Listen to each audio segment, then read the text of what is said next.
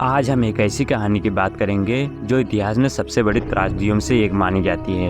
ये कहानी है आरएमएस टाइटैनिक की, जो दुनिया का सबसे बड़ा और लग्जरी शिप था, लेकिन उसका अंत बहुत ही दर्दनाक हुआ।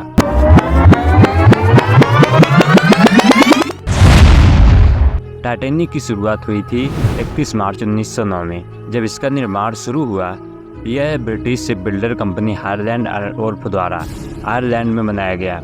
इसका डिजाइन करने वाले थे थॉमस एंड्रयूज और इसका मालिकाना हक था व्हाइट स्टार लाइन कंपनी के पास, जिसे जे ब्रूस इसमें चलाते थे। टाइटैनिक जहाज को बनकर कंप्लीट होने में लगभग 26 महीने का समय लगा था। टाइटैनिक को दुनिया का सबसे बड़ा और लग्जरी शिप माना जाता था। टाइटैनिक के निर्माण में करीब 15,000 से अधिक मजदूरों ने काम किया था। इस जहाज को बनाने में लगभग 1.5 मिलियन डॉलर की लागत आई थी। यह लागत 1912 के हिसाब से है, जो आज के समय में करीब 200 मिलियन डॉलर के बराबर है। यह शिप 269 मीटर लंबा और 53 मीटर ऊंचा है। टाइटैनिक 46,000 टन वजन के साथ समुद्र में उतरने वाला था। इसे अडूबने वाला शिप कहा जाता था, क्योंकि इसकी संरचना को इतने मजबूत तरीके से बनाया गया था कि यह किसी भी स्थिति का सामना कर सके। इसमें 16 वाटर टैंक कंपार्टमेंट्स थे। इसकी खासियत यह थी कि अगर इसके 3 वाटर टैंक में पानी भर जाता है, तब भी यह जहाज पानी के ऊपर आसानी से तैर सकता था, जिनके कारण यह माना जाता था कि यह कभी नहीं डूबेगा। 10 अप्रैल 1912 को टाइटैनिक ने अपनी पहली यात्रा शुरू की। इसका मार्ग था इंग्लैंड के साउथहैम्पटन से न्यूयॉर्क यानी अमेरिका तक। इस सफ़र में यह शिप फ्रांस और आयरलैंड के बंदरगाहों पर रुका और वहां से यात्रियों को अपने साथ लिया।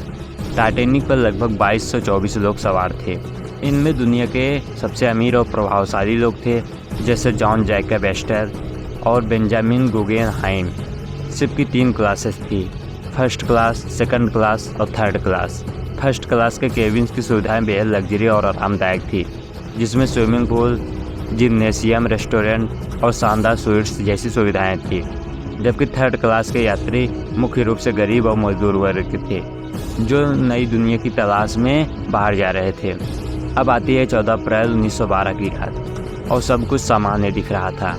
टाइटैनिक अटलांटिक महासागर के बर्फीले पानी में तेज रफ्तार से आगे बढ़ रहा था। हालांकि रात को तापमान बहुत नीचे गिर चुका था और आसमान में चांद की रोशनी नहीं थी, जिस कारण से जहाज से बस कुछ ही दूरी तक देखा जा सकता था। और टाइटैनिक को कई बार रेडियो से आइसबर्ग की चेतावनी मिली। इसके बावजूद टाइटैनिक की गति को कम नहीं किया गया। रात 11:40 पर अचानक टाइटैनिक के लुकआउट क्रू ने सामने एक विशाल हिमखंड देखा। उन्होंने तुरंत कप्तान को इसकी सूचना दी, लेकिन तब तक बहुत देर हो चुकी थी, क्योंकि टाइटैनिक अपनी पूरी क्षमता से आगे बढ़ रहा था।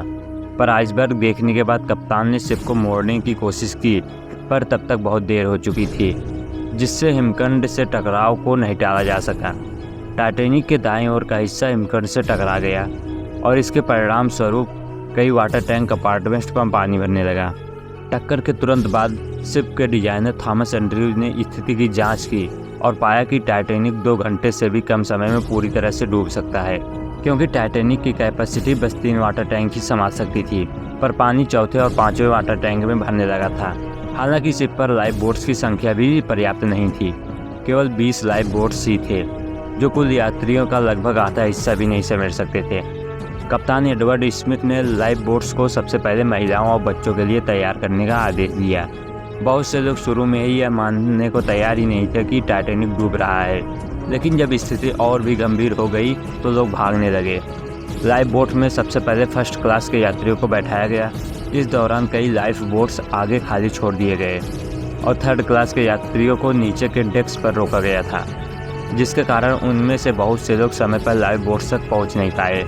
सुबह के 2:20 पर टाइटैनिक 2 हिस्सों में टूट गया और महासागर की गहराइयों में समा गया।